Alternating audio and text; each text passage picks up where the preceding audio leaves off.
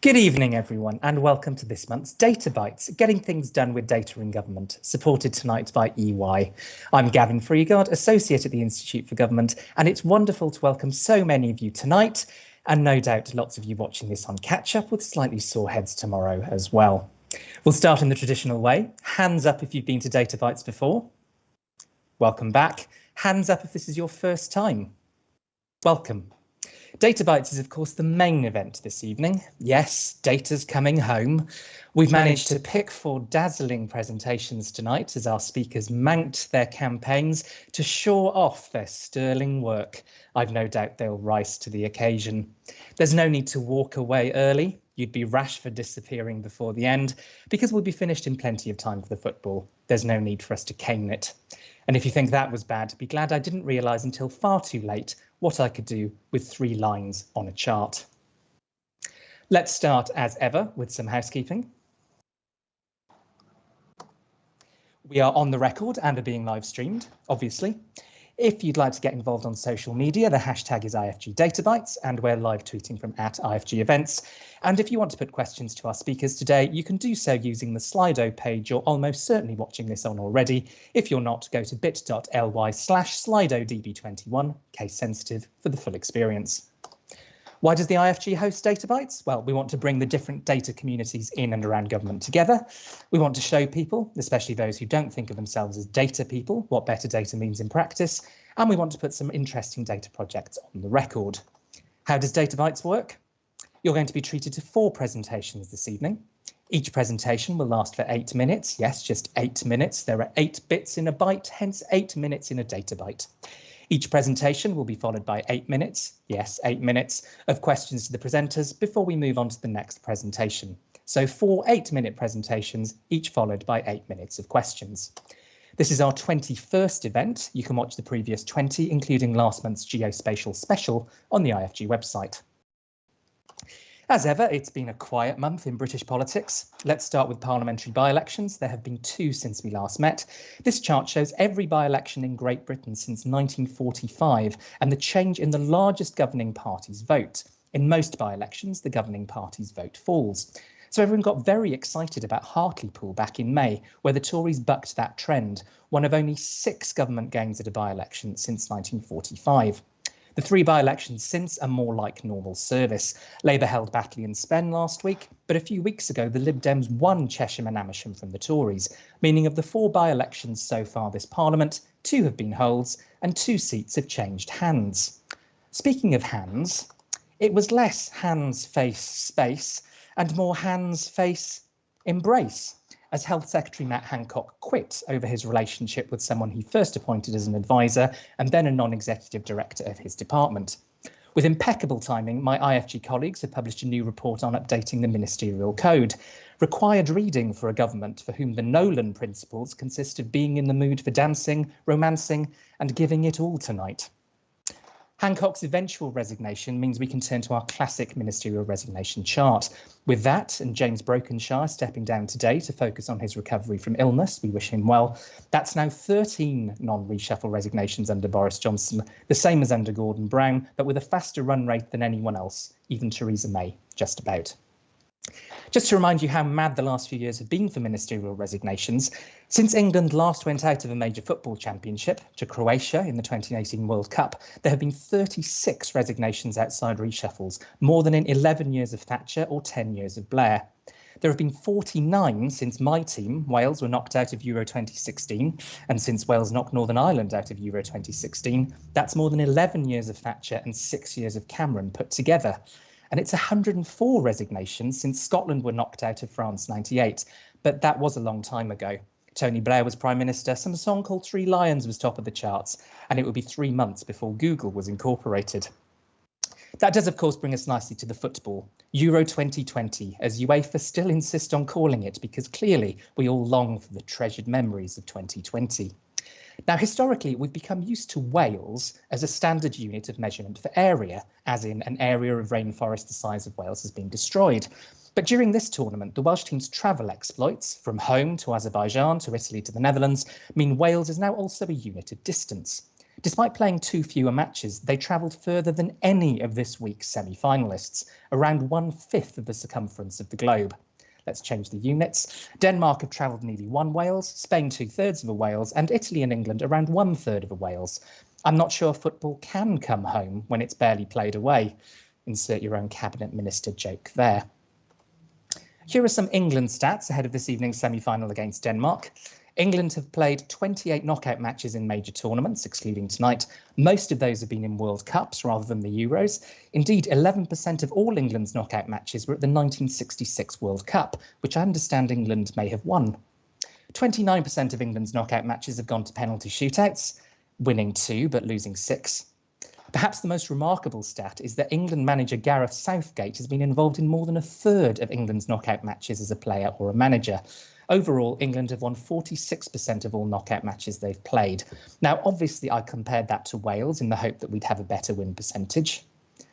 Alas, not. But it's interesting to look at who Wales have lost to in major tournaments. In the 1958 World Cup, we lost to Brazil, who went on to win the tournament. In Euro 2016, we lost to Portugal, who went on to win the tournament. And in Euro 2020, we lost to Denmark, who play England tonight. So good luck, England. You might need it.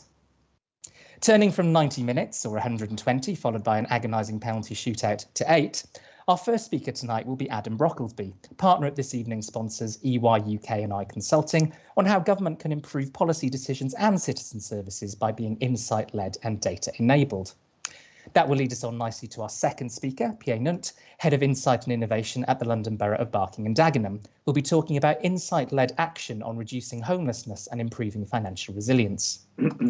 We'll then hear from Madeline Lasco, Service Owner, and Simon Worthington, Chief Data Architect from the Trading Environment team at the Department for International Trade on publishing the UK Tariff as open data. And last but not least, we'll hear from Ben Lyons, Head of External Affairs and Insight at the Centre for Data Ethics and Innovation on public engagement research to scope standards on public sector algorithmic transparency, a very topical subject. There'll be no Databytes in August. We'll be back on Wednesday, the 8th of September at 6 p.m. That's the second Wednesday of the month, rather than our usual first. We'll be back to the first Wednesday of the month, starting with Wednesday, the 6th of October. A huge thank you to EY for supporting tonight's event. We're only able to keep Databytes running thanks to the support of our sponsors, so we're extremely grateful to them tonight. If you'd like to see your name up here in lights and keep Databytes going, please get in touch with Pritesh. If you'd like to see yourself up here giving a presentation or know someone else who should, please drop me an email. We will, as ever, have a quick virtual drink after tonight's Databytes, though I won't blame you if you want to prepare for the football instead. We'll put these details up again at the end, but the link is bit.ly/db21drinks, password IFGDB21, all case sensitive. That's enough of the warm-up. Time for kickoff. Adam, over to you to get us underway.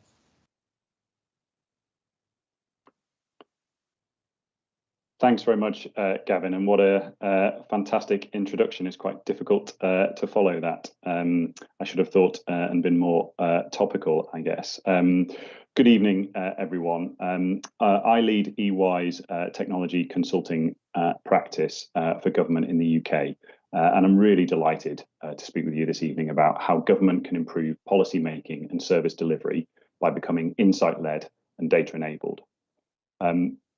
As this is a data forum, I thought it might be a bit of fun to frame the discussion around 4 numbers. So I'm going to talk to 0, 85, 5, and 4. Starting with 0, I think the case is really clear that government have a huge opportunity to use data to make better policy decisions, improve service delivery, and drive economic value. The first question we should ask ourselves, though, is what is the value of data to government? I'm sure we've all heard lots of narrative around, data being a strategic asset and phrases like, data is the new oil. These imply that there's some intrinsic value to data, but I would make the opposite case and argue that the value of data to government is actually 0. If we just look at the numbers, a study by the Harvard Business Review found that on average, less than half of an organization's structured data is actively used in assisting decision making. And when looking at unstructured data, less than 1% is analysed or used at all. Indeed, the NAO reports that government departments spend between 60 and 80% of time in cleaning emerging data. In some departments, this can equate to several hundred analysts' time. I actually think we could be better off thinking about data as a liability rather than an asset on government's balance sheet, as there's often significant cost associated with capturing, storing, managing, and governing data without a clear return on this investment. This is because the value of data sits not in the data, but in government's ability to understand what insights are needed to support effective decision making, and then using analytics to enable the data to provide these insights. So my main message for you this evening is that we need to stop talking about being data-driven and start focusing on becoming insight-led and data-enabled. 8 is the percentage of data initiatives that failed to deliver their return on investment. For more than a decade, public sector organisations have been investing significant sums of money on big data initiatives, but have not achieved the desired outcomes. DDAT functions within government departments have traditionally been the owner and custodians of the data sphere, taking a bottom-up, data-driven approach that focuses on governance, data quality, and data management processes.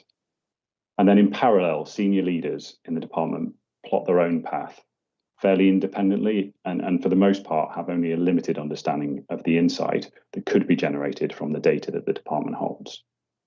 We must rethink our whole approach. Rather than aggregating lots of data and hoping that insights might appear, we need to start at the other end by first determining what insights can deliver value and then focus on the data needed to generate them. So our view from working across a range of clients in this space is that there are 5 key principles to becoming an insight-led organisation. The first is a focus on value. Government departments should invest time to understand the key decisions they need to make, and then consider the insights that are most valuable to support these decisions. These insights should be the starting point that drives data acquisition, data analysis, tech development, and organisational design. Civil servants will need a creative mindset to imagine the art of the possible and resist falling into the trap of coming up with ideas that they know are possible and then simply executing them. The ability to ask, what if we could, type questions will become a key skill that government will need to truly become insight-led in the future. The second is to minimise time to insight, which will become increasingly critical to adapt to changing needs of both citizens and businesses.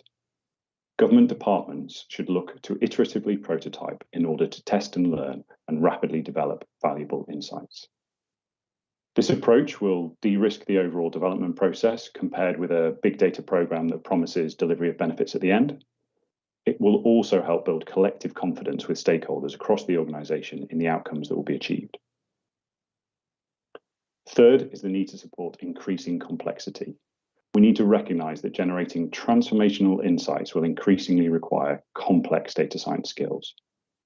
Government departments should build the capability to support a mixed economy of data exploitation, from the traditional backward-looking dashboards providing descriptive and diagnostic analysis to the forward-looking predictive and prescriptive decision support tools.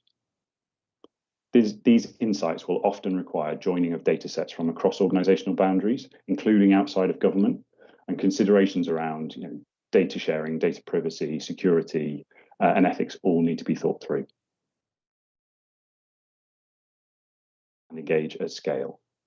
For too long, the data and analytics teams have been tucked away in a corner and disconnected from the core business for government departments. We need to move away from lots of proofs of concept that never get taken any further. In order to truly drive this transformation, government departments need to ensure that people, process, and technology are aligned to support an insight-led approach at scale. This ultimately will require solution delivery to be combined with organisational change to embed analytics as decision support capability across the department. And finally, we believe that leadership and culture are absolutely critical. The leaders across government have a key role to play to embed a new culture and shift the mindset of their teams to become insight-led and data-enabled.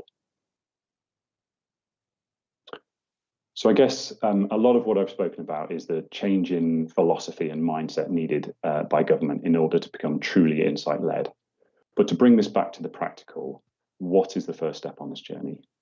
We often help clients conduct a rapid 4-week value mapping exercise to build the business case and roadmap to becoming an insight-led organisation. Over the course of 4 weeks, we start with the research to really understand the departmental priorities whilst analysing the current state insight, data and technology environments.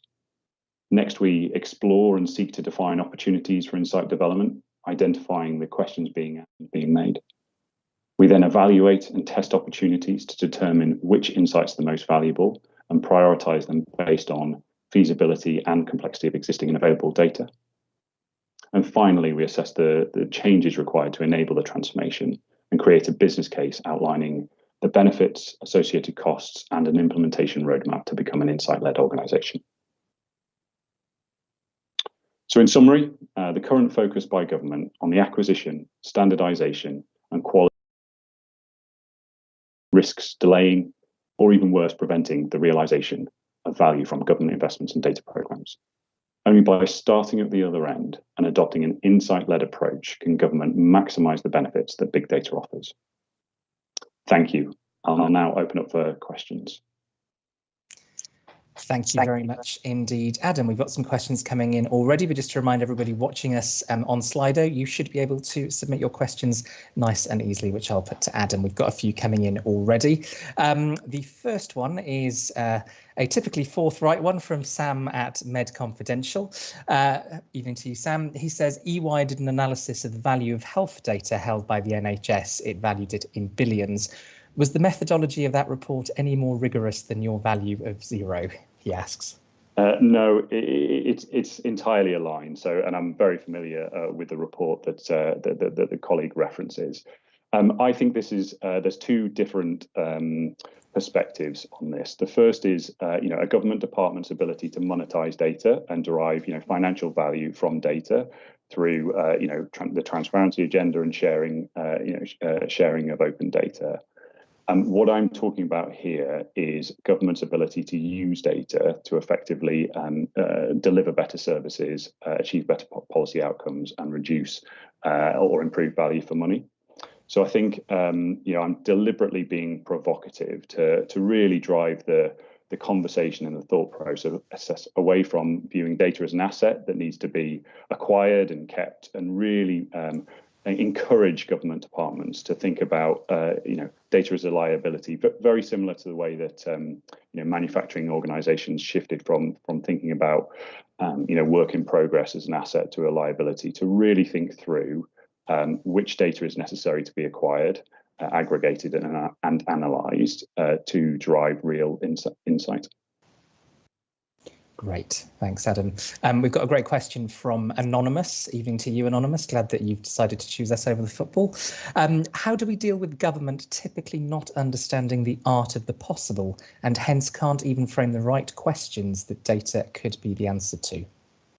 Yeah, I think that's a really good question. I think it's very common, and we see this often across government. If I use an example to bring it to life, we've recently worked with the Cabinet Office to establish the Situation Centre to provide situational awareness across government. The trigger, if you like, behind the establishment of the Situation Centre was a recognition that in the COVID-19 pandemic, government decision makers often didn't have access to timely information, and reporting was on PowerPoint. The conversation at the time was how to get more accurate or more timely PowerPoint. The question around what if was, we posed and helped the Cabinet Office work through was, what if we could provide real-time or close to real-time situational awareness across a range of risks on the National Strategic Risk Register, and allow ministers and decision makers the ability to be able to interrogate that data live rather than having to ask questions and come back to a separate forum to be able to review the answers to their questions. So I think it's really sort of shifting that mindset around, rather than the left to right thinking, how do we make what we've got better, to the right to left thinking, and imagine a future and work back from that. Great, thanks. Alvetch asks, Where do you see your clients prioritising investment in order to being insight-led?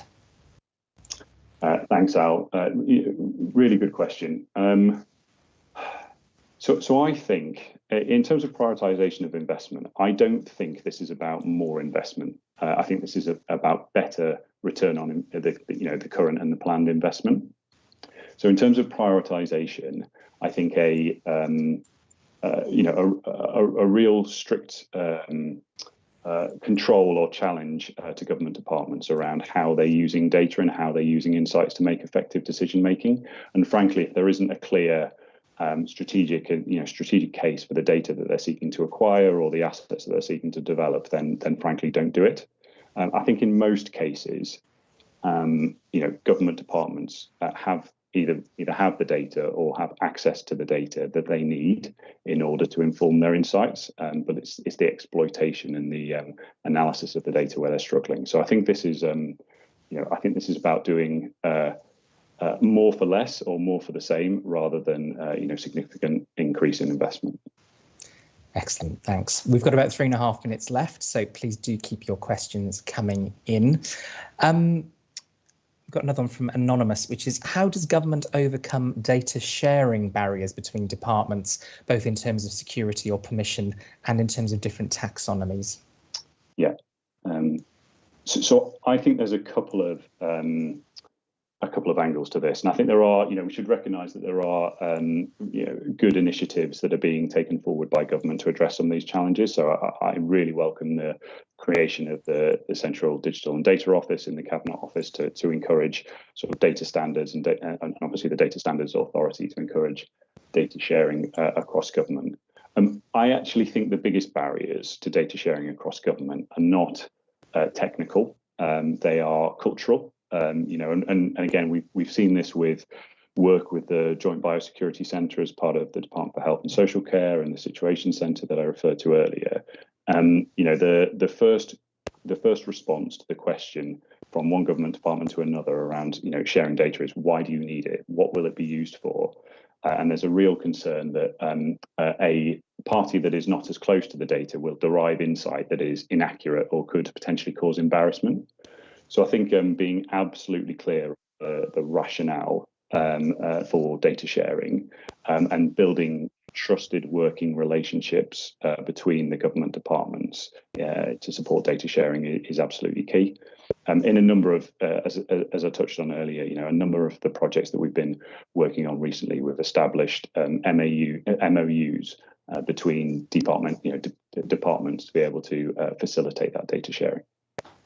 Excellent. You've mentioned a few initiatives over the last few minutes. Are there any particularly good examples of where government has successfully adopted an insight-led approach? So yes, there are, is the simple answer. PA has got a great example from Barking Dagenham coming up, so I won't steal his thunder.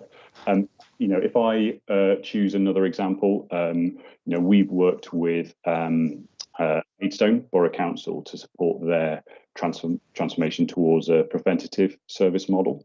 So we worked with them on a new approach for tackling homelessness by using data and analytics tools to bring together data from different areas to identify those at risk of future homelessness and enable the council to understand their services in a holistic way. Ultimately, this transformed the way in which vulnerable groups were supported.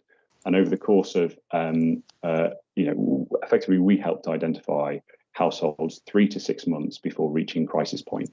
And within 12 months, Maidstone had achieved a 40% reduction in homelessness through risk alerts and enabling proactive support for those at risk. Perfect. In the 20 seconds we've got left, I'm going to squeeze in a final question. You mentioned that leadership and culture are really important. What should leaders across government do to support those sort of cultural transformations to being an insight-led organisation? Great question. And I think we touched on this in an earlier question around, around what could be learned from other sectors. I think there's probably 3 things I'd say to this. The first is, lead from the top. So, in the private sector, most successful leaders are those who recognize the power of data and insight to create some kind of competitive advantage around the products and services that they offer. So I think kind of take that learning from the private sector and apply it to the public sector. I think the second thing is empower and upskill the wider team, so not just the data analysts. Enable broader training to increase civil servants' comfort with using data and insights in their everyday roles. There's often skepticism that will need to be overcome around augmented decision making, and that in some way going against individual caseworker's skill and experience, and make clear that there is an opportunity to augment that. And then I think the final thing I would say is, I would encourage leaders to create a learning organisation. I touched on earlier, the importance of rapid research, testing, and prototyping. And I think leaders should help develop a culture where risk taking is accepted and that mistakes are viewed as part of that learning journey. Thank you. I'm sure we could spend lots more time digging into all of those things. Unfortunately, we're now out of it. But Adam, thank you very much for getting us off to such a great start this evening. Thank you. Thanks, Gavin. Thanks all. And Adam mentioned some of the work of Barking and Dagenham. We're going to hear more about that now. So PA, over to you. Thank you very much, Gavin. Good evening all. My name is PA and I'm the Head of Insight and Innovation at Barking and Dagenham Council, where I lead a team of data scientists, behavioural scientists and service designers. And our team's mission statement is turning data into insight-led action. Firstly, want to express my gratitude to the Institute of Government and Gavin in particular for inviting me to share a little part of our data transformation story today. And also my thanks to EY and Adam for the shout out there, but also for sponsoring the event, and also because EY have been our implementation partner for the case study that I'll be presenting today. So great to share a virtual stage with you all.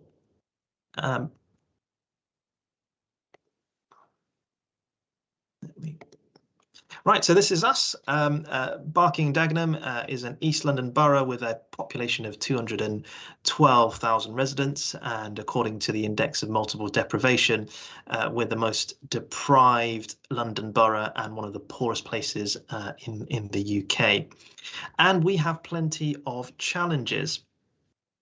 A benchmarking exercise back in 2017 showed that our residents experience, sadly, some of the worst outcomes across London.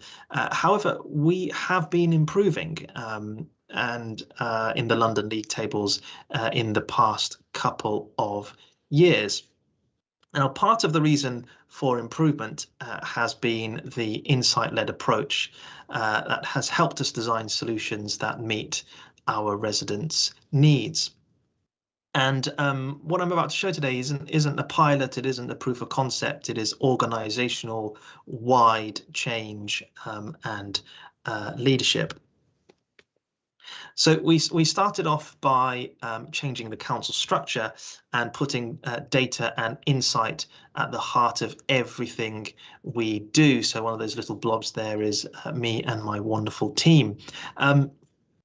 And we have been working endlessly to do a lot of proactive and predictive work in a service block called Community Solutions, which is by far sort of the largest people-based service block that is there to help prevent vulnerable residents from getting into more acute statutory services.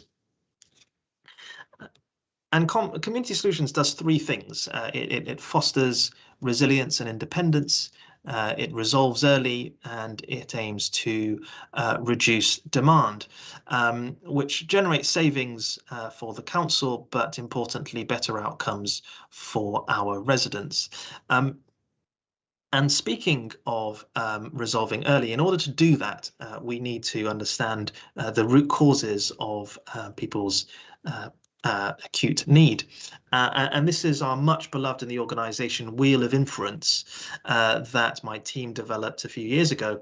And it attempts to look at a huge number of caseload data across the organization and find the root causes of why those individuals have come into very high and acute need. So I'm drawing your attention here to a case study today around debt, and we found that people with council tax debt are 3 times more likely to become homeless and 2 times more likely to have children that are neglected. Homelessness and neglected children being a huge cost implication for local authorities, not to mention the physiological and mental burden that has for vulnerable people. So how does all of that fit together? Well, within Community Solutions, a team was developed called the Homes and Money Hub. And the Homes and Money Hub essentially attracts people through 2 ways. One, through frankly serendipitous activity, where it's based in a particular area and residents can walk in who may have a need and can seek support on housing and money issues. But the element that I want to talk about is the predictive element. So how have we deployed predictive analytics in the Homes and Money Hub to find the residents with the most amount of need and support them through better outreach, targeted activity. So via our platform called OneView, which is a single view of a resident and a household, we have a multitude of data, some of which is you see on the screen there. And what we're able to do through OneView is identify cohorts of vulnerable residents that may be experiencing some financial difficulty and therefore likely or are on the brink of potentially becoming homeless. And what we've been able to do is send behaviourally informed nudges or text messages for those of you who are interested in behavioural science as a discipline. And we've been able to convince those residents to come in for a chat with a caseworker in the council who's been able to help them prevent an eviction or become homeless. And there are many residents out there who are also not seeking the benefits or welfare that are actually available to them. So OneView has helped us to do that. Now, if you multiplied that by over 4,000 residents, probably 8,000 text messages later, what that has led to is over 130 homeless preventions, an 81% decrease in evictions from temporary accommodation, a 12% reduction in new temporary accommodation placements, and which saving the authority £3.8 million over 2 years. And I believe we're now on track to save 5 million in the coming years. Finally, the outcome is over the past couple of years that we've had this deployed is that our homelessness applications have been reducing in all wards except one. And these have, further context, these have reduced despite local authorities having more responsibility under the Homelessness Reduction Act. And that's a story, or a little part of our data transformation story of how we've been using data, insight and predictive analytics to help those most in need in Barking Dagenham. Thank you ever so much.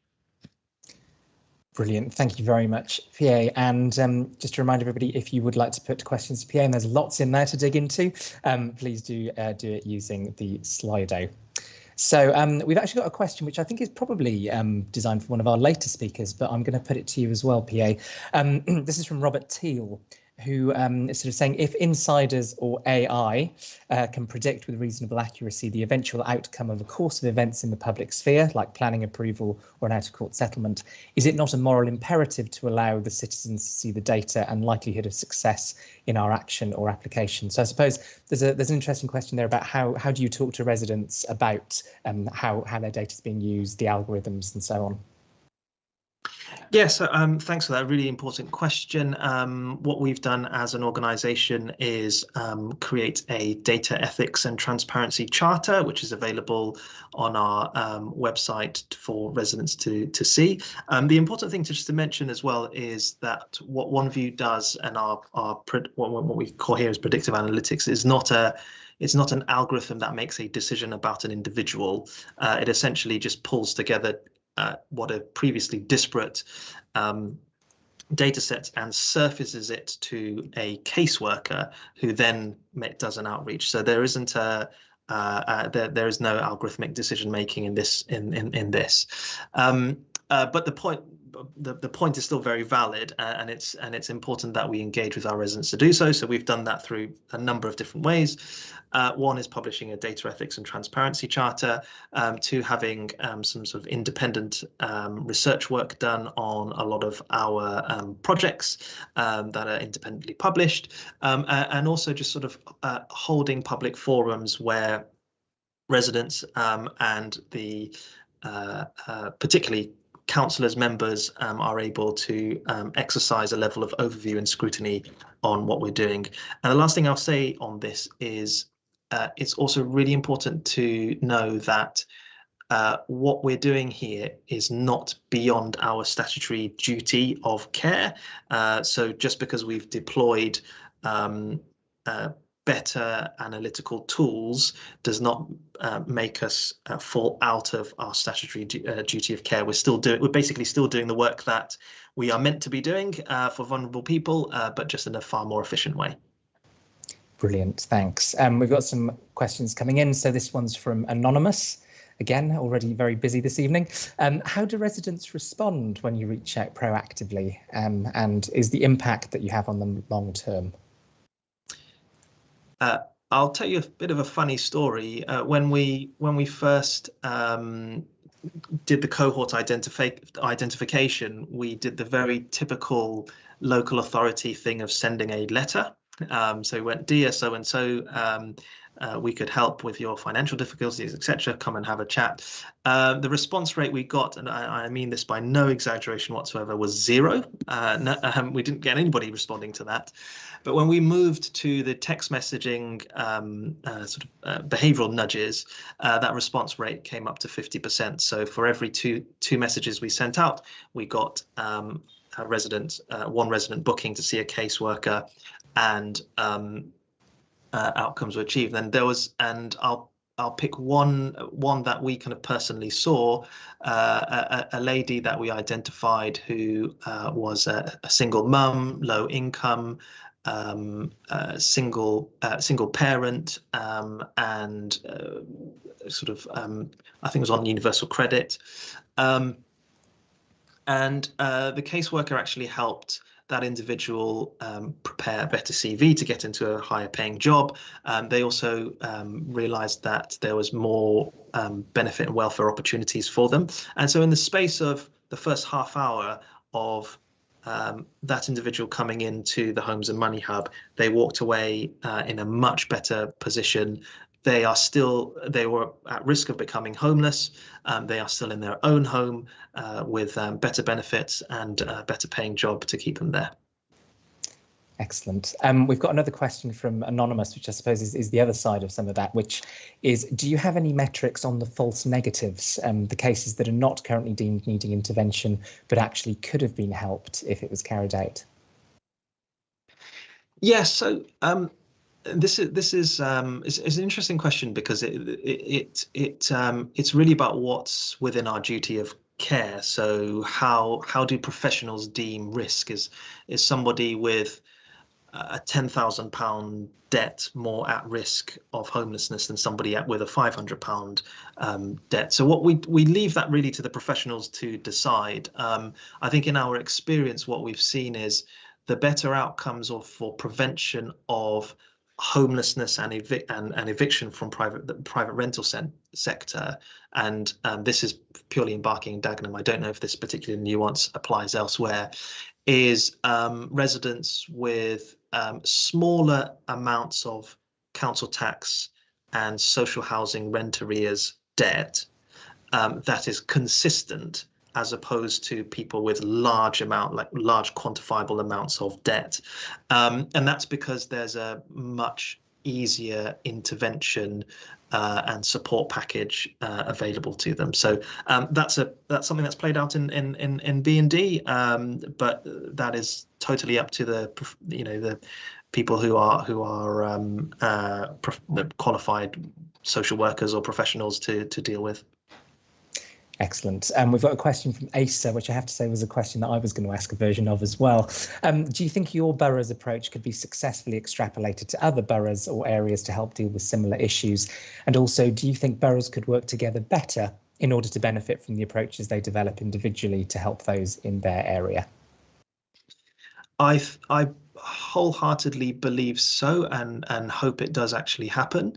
I think that there are a couple of things in order to scale that or replicate that model across other boroughs across the country.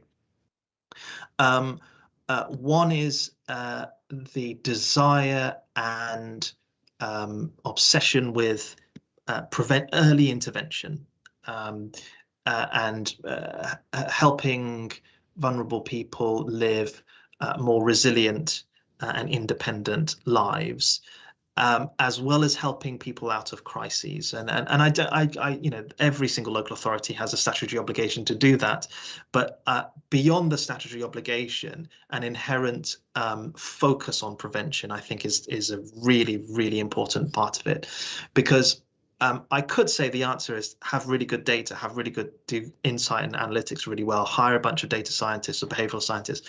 That is not necessarily the answer. That is a mechanism to get to the answer. But the desire to prevent situations from getting worse or more acute, the desire to keep people in their own homes, that is really, really important. And I think every local authority needs to have a very strong focus on prevention, and the tools of data analytics, insight, behavioral science, service design basically slot into that.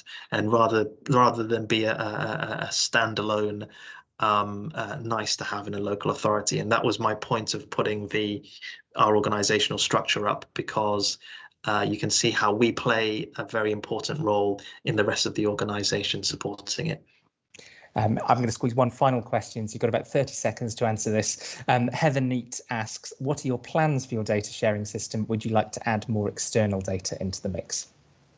We currently don't have any external data in the mix. So some of our work around debt is purely around debt to the local authority as opposed to others.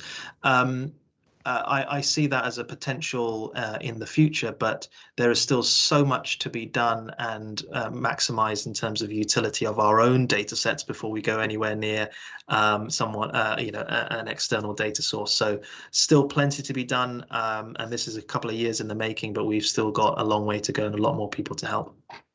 Well, Pierre, we'll have to have you back when those plans have developed even further, but it was great to hear from you tonight. Thank you very much for joining us. Real pleasure. Thank you. So it's half time in tonight's Databytes, and it's presentations given to, presentations to come to. And the next of those presentations is Madeline and Simon from the Department for International Trade on publishing the UK tariff as open data. So over to you, Madeline and Simon. Thank you, Gavin, and thank you for inviting us to talk tonight.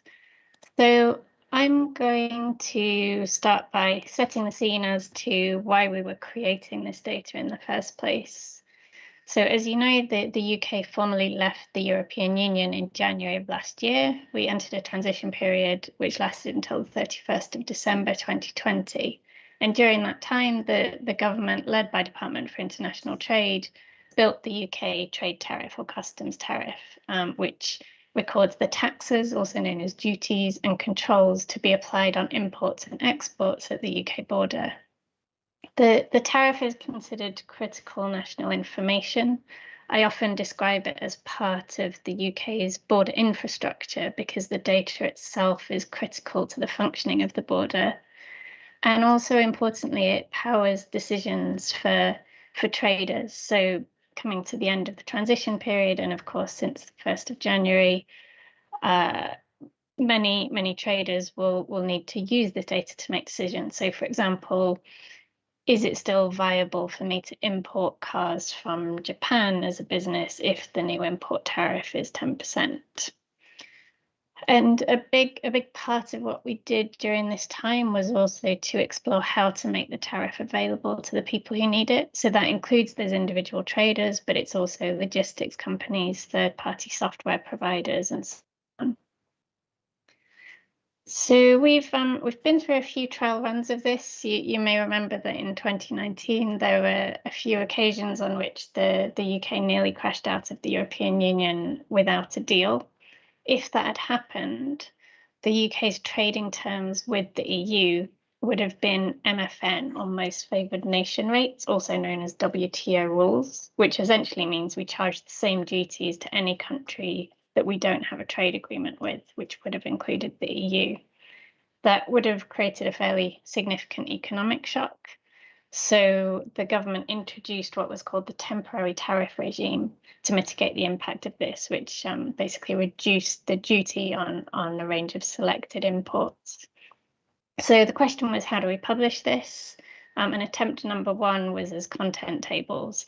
So once our team got confirmation of the rates and was told to publish them for public consumption, our content team worked around the clock to copy and paste that data into a guidance page on gov.uk. So it did the job, it made the information available, but news was made of this being a 1,500-page document that was hard for traders to wade through, which was a fairly fair criticism.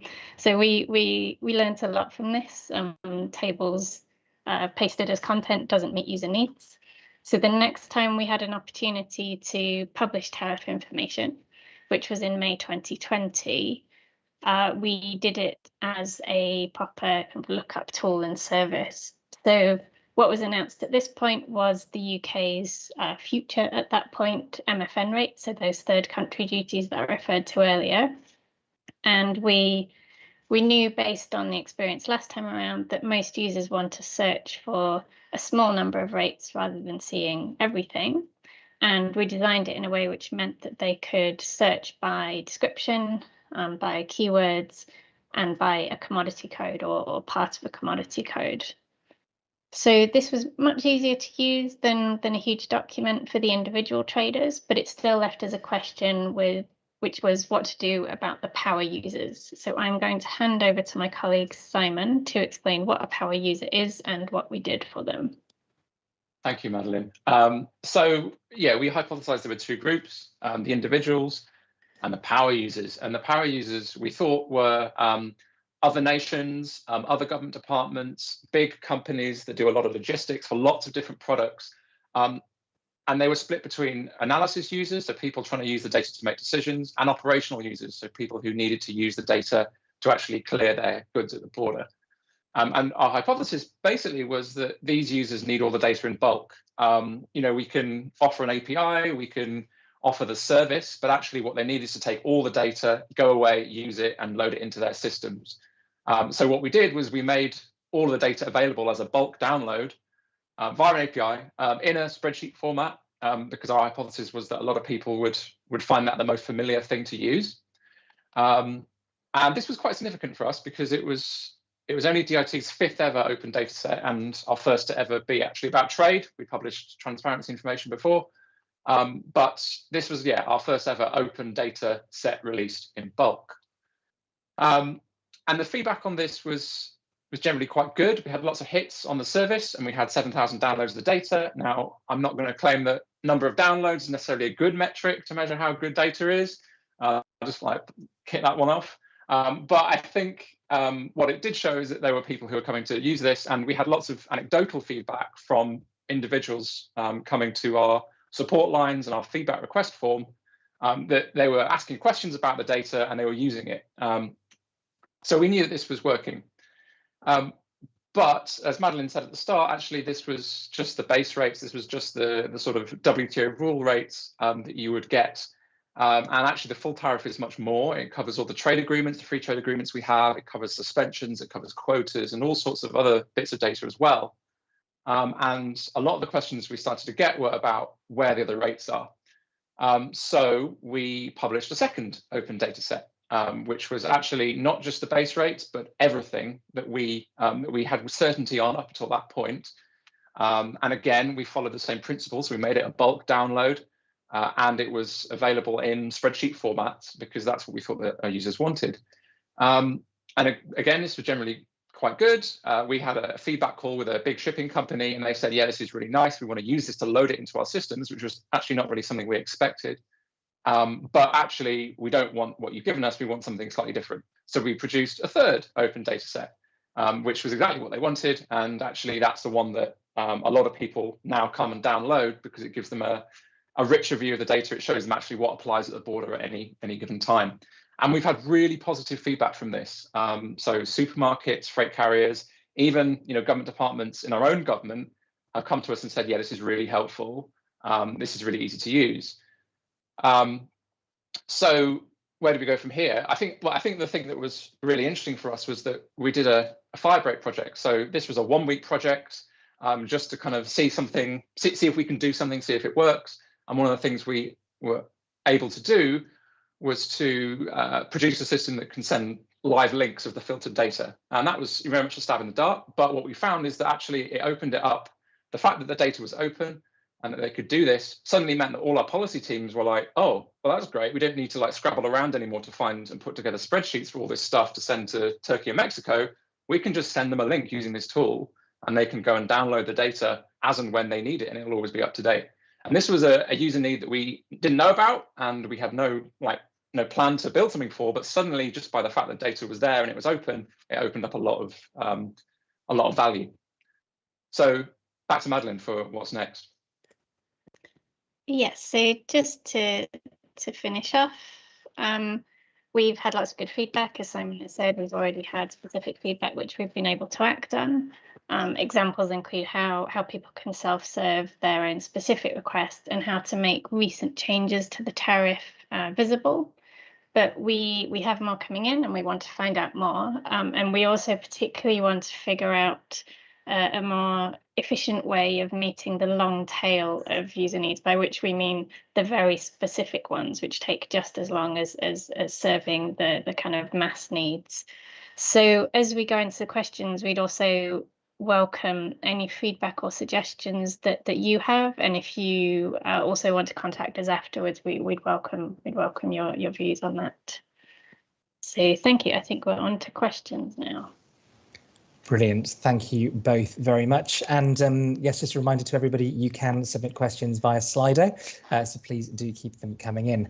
There are so many different angles that I want to ask questions about based on that. So I'm going to start with, you talked quite a lot about user testing, and I think in one of the blog posts that you've published about this work as well, you've sort of talked about how this can be really complicated. So you've been working with your sort of content colleagues to try to make it as easy as possible for users. So I just wondered if you could tell us a little bit more about how you've been working with those very different sets of users to try to communicate things as clearly as possible.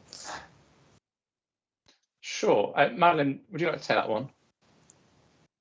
Or shall I? Do you want to have a go at it first, Simon? Okay, I'll have a go at it first. So yeah, there's a lot there to unpack actually. So on the service front, that we did a lot of work on the service that we showed you to try and work out how do we actually explain this really complicated stuff to individual traders. So we had a lot of content design involvement there, breaking down terms like trade remedies. If you don't do anything with trade, you probably don't know what a trade remedy is. But for the first time, there are a lot of individuals who are suddenly having to think about what a lot of these trade concepts mean to them and to their business, or to their exporting or their importing. So the content team put in a lot of effort into trying to break down those terms and to make the table that we produced as clear as possible. I think what we've seen going forward is that some of the user research that we've done has shown that the understanding of the data varies quite a lot across the board. So it's you can get someone who is working with that data every day and they're very knowledgeable on it, but you can also get someone who doesn't work with that data ever or very much at all, and they've been asked to do something with that data and they just don't know where to start because it's such a big thing.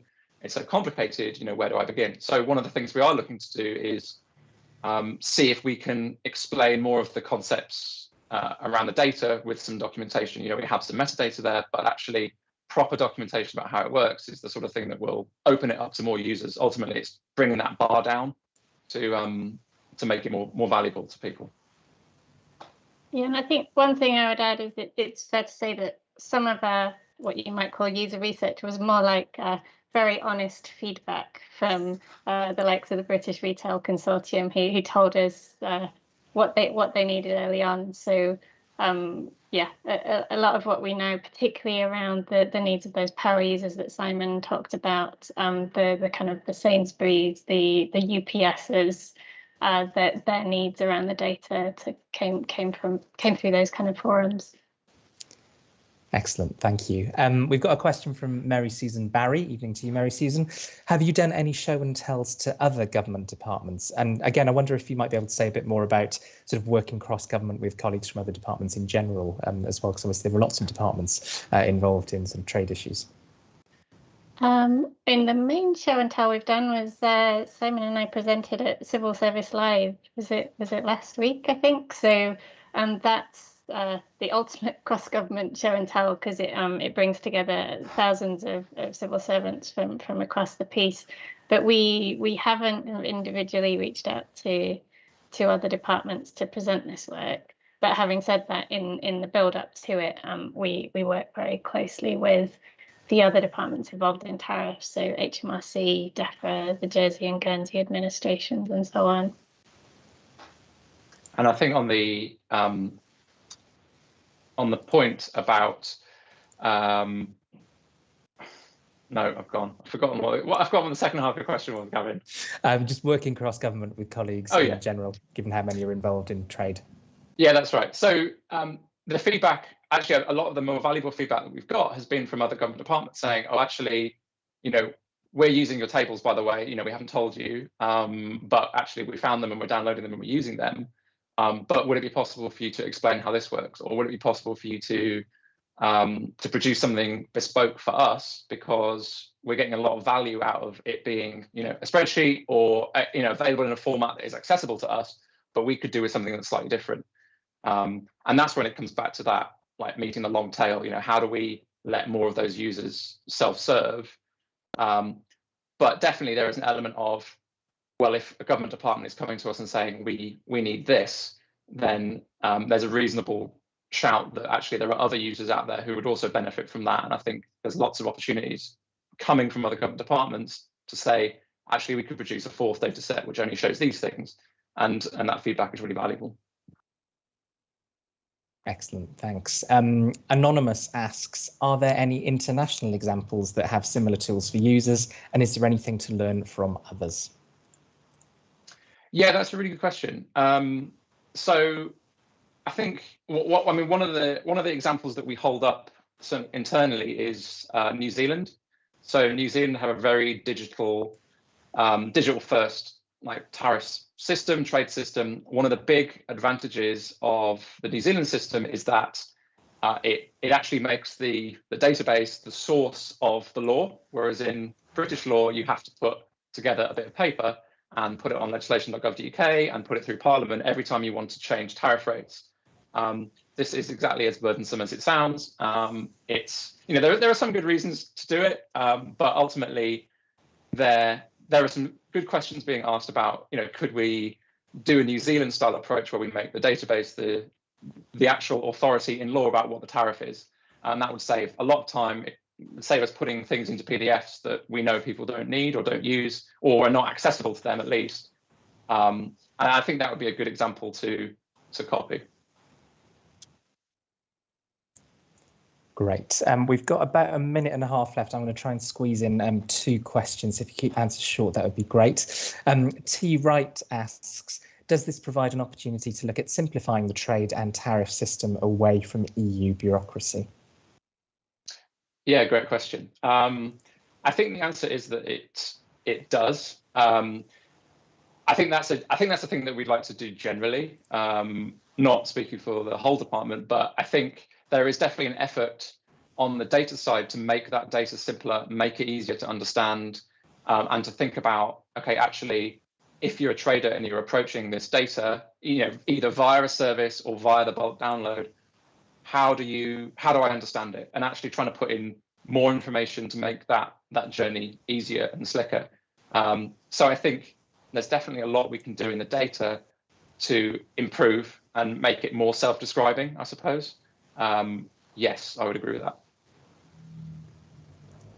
Great. And a final question, and I knew somebody was going to ask this. This is anonymous again. Do you have a favourite tariff code? Madeline, have you got a favourite tariff code? I think my favourite is probably what is it? 0101 200000, which is asses, and that's donkeys for those of you out there. So the only thing I wanted to add is in super tariff geek form, our team have we now name our development sprints after a product from the commodity code classification running in alphabetical order. So what are we currently on, Simon? Egg. Yeah, E for egg, and I don't know the product code off by heart, I'm afraid. Well, fantastic. Thank you both very much indeed. And I know we've also had a question in about being able to access Department for International Trade webinars, but we'll put you in touch offline about that. But Madeline and Simon, thank you very much for joining us, and we look forward to hearing more from the Department for International Trade in the future as well. Thank you. Cheers. Thank you.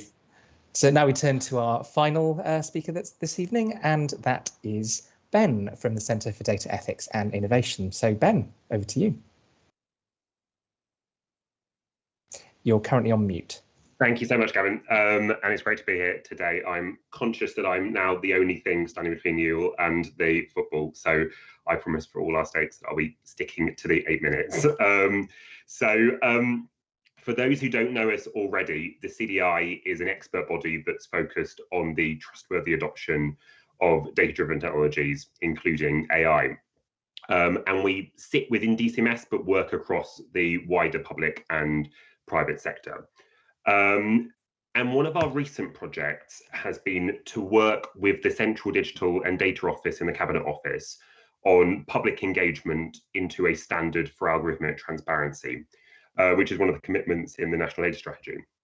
And transparency is, clearly something which is very important, but relatively little work has been done to date to explore what meaningful transparency of algorithms looks like in the UK public sector. So there is, there's been a lot of kind of expectations on transparency, but little work in terms of exploring with the public what public expectations are.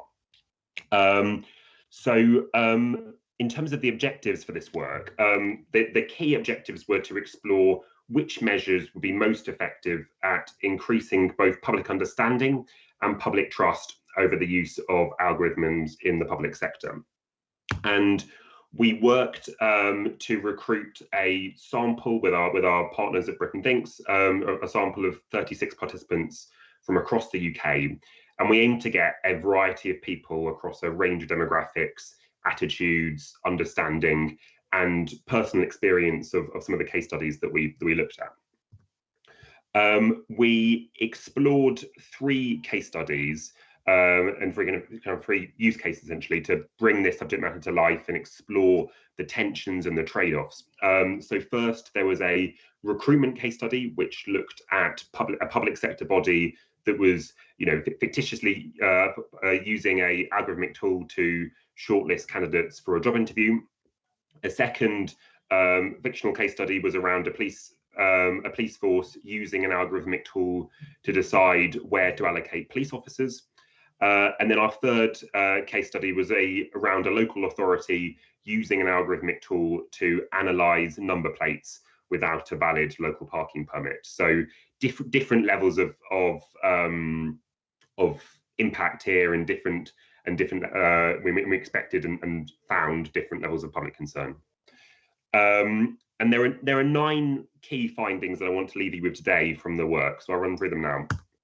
And I should say quickly that in terms of the methodology, we worked over 3 phases. So we worked in a deliberative way, bring the participants back on 3 different occasions, so we could really explore the issues in detail.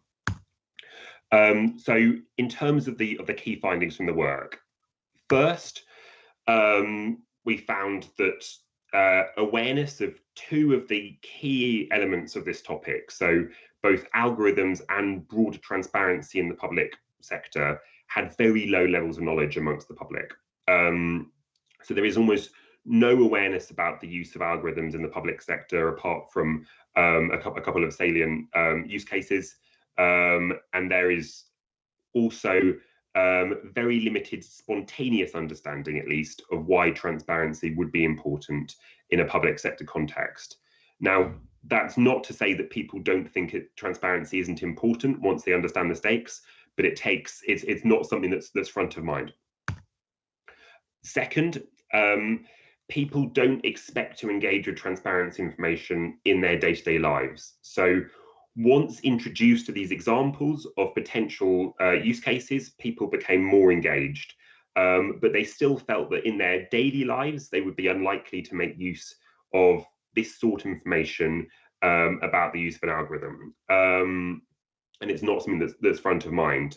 This changes when something personally goes wrong or they personally have a concern. So people don't expect, perhaps unsurprisingly, that people don't expect to be kind of going through repositories of algorithms in their spare time, but they feel they would only be looking to engage with this sort of information once something went wrong.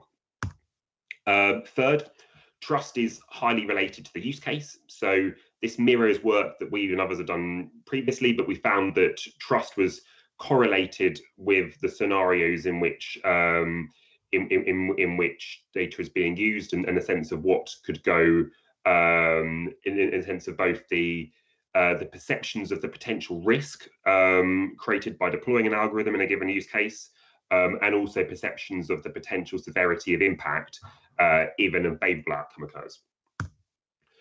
Fourth, we found that in principle, people believe that all categories of information should be available somewhere online. So people felt that for something to be meaningfully transparent, it's important that as much information as possible is made available.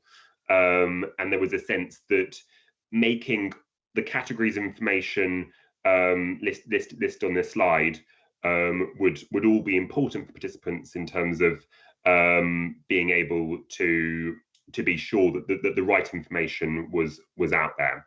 And there was a sense that even if they did not necessarily think that they would be looking to find this information always, that it should be out there in the public domain. Fifth, we found that these sorts of transparency standards with repositories of information could increase public understanding and trust. So making information available could increase trust, but ultimately, given that this is a very low engagement topic, simply having information available is unlikely to have a substantial impact on public knowledge and trust, because few members of the public would know to seek it out. And so it's more in terms of some of the accountability that's established if things go wrong, where people see there be particular benefits. So six, one of the more interesting findings I felt was that people thought that taking more active steps to signpost information to people in these higher risk, higher impact use cases would be particularly beneficial to build understanding and trust. So people felt that where there are more challenging examples of algorithms being used, they wanted to have information available to them at the point of interaction, as well as in a repository. Seventh, in this sort of more active communication, there were 3 categories of information that people really prioritized. There was a sense that people wanted a 2-tiered approach, where some information, so a description of the algorithm, its purpose, how to access more information, was more important to people than having all the information available in this active way. So people prioritized kind of cognitive ease over maximum information. People also expected some information about the quality of an algorithm. And finally, the point I'll leave you with is that people also prioritized accessibility. So there was a sense that it isn't just about what information you have out there, but it's ensuring that it's accessible and usable. And this was something which people felt was increasingly important as they explored the topic in more detail. So thanks very much. That's it. I look forward to your questions. Brilliant. Thank you very much indeed, Ben. Lots of really interesting findings, and we're getting some great questions coming in already. So do keep them coming. I'm going to start with another forthright question from Sam from Med Confidential, who notes that the Centre for Data Ethics and Innovation, the previous chair, his other role was being involved in the A-level algorithm debacle. So he asks, why should anyone in government or elsewhere have confidence in Centre for Data Ethics and Innovation outputs, given that sort of crossover? Okay, thank you. I mean, so Roger Taylor, our previous chair, has just completed his term as chair, and while I can't comment on that specific case, there is clearly a need to help organisations in the public sector to responsibly innovate in their use of algorithms, and that's something which we are placing an increasing emphasis on in our work. So we brought out a 2-year review earlier this week, and one of the things that we really emphasised in that is the importance of translating theoretical frameworks about what good practice looks like into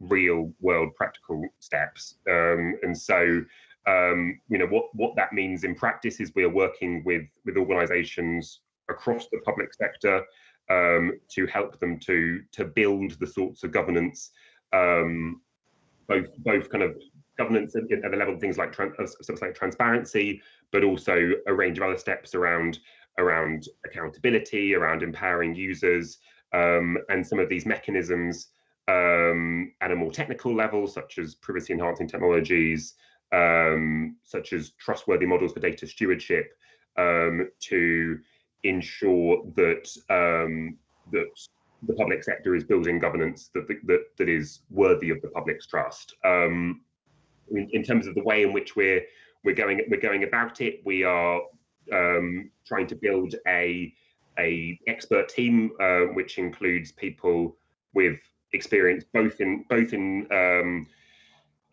skills such as data policy, but also work in public engagement, such as this project, in different futures, and we'll shortly be announcing a refreshed board for the CDI to provide greater to essentially steer us into our next stage. Excellent, thank you. Question from Edward. Why do you think transparency wasn't front of mind for people when you were talking to them? Interesting question. I mean, so I think essentially people didn't necessarily. I think potentially what it is that, and one of the challenges with these public engagement projects that we find is that there is a certain kind of approach around public policy where we tend to think in these fairly abstract ideas around things such as the importance of public transparency, and that kind of isn't how people live their day-to-day lives. People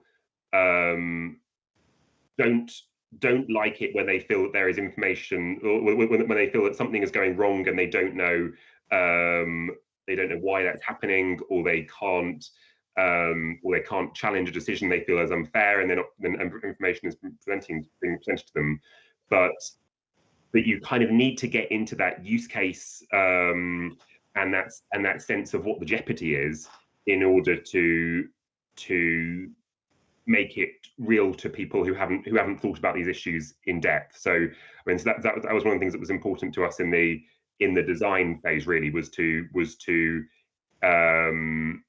really kind of explore these case studies and develop them with people in some detail, so they could really think through, like, what are the opportunities here, but also what are the risks, and why would it be a problem if there wasn't information available if something went wrong. Thanks. And the next question follows on quite nicely from that, actually, which is again from Anonymous, who's been very busy tonight. The ICO report, that's the Information Commissioner's Office report on online harms, has shown that most individuals are very bad at assessing the risk of organisations using their data. Should there be a regulator that can assess and license specific use cases, and is getting the public to trust it a more tractable problem? So I think. I think that there already is a regulator in, the data protection regulator in the form of the ICO, and clearly there's the online harms or online safety regulatory duties that are going to Ofcom. I think I don't think there is necessarily a need for a new regulator, but I think in the context of the public sector, there is a need to be able to more clearly explain to people what good looks like, and give organisations an ability to know how to take a lofty idea like transparency and translate that into something that delivers people what they want. And I suppose an important point to make is that the public are a really important stakeholder group in terms of algorithmic transparency, but they are not the only stakeholder group. So so the CDDO in the Cabinet Office have been running a lot of workshops with civil society groups and also people within the public sector, and what works for the public in terms of transparency might be slightly different to what works for say expert civil society groups, or people who are campaign groups, for example. So there may be, and one of the things we found was that the public don't necessarily want, or don't necessarily find it useful to have a huge amount of information. They would optimize for understanding and explainability over the depth of information, whereas someone like Sam or Anonymous perhaps might want a greater amount of technical information to be able to really scrutinize the decision-making process. So I think that's one of the trade-offs that this work will need to explore. Thanks. We had that question from Robert Teal from earlier that I put to PA, but I'll run through it for you as well, Ben, which is, if AI can predict with reasonable accuracy the eventual outcome of a course of events in the public sphere, such as planning approval or out-of-court settlement, is it not a moral imperative to allow the citizens to see the data and likelihood of success that they might have in their action or application? Which I think also flows quite nicely into another question from Anonymous, which is, what do you think are the next steps? Because you did sort of outline some of the things that people would like to see in terms of transparency around these things.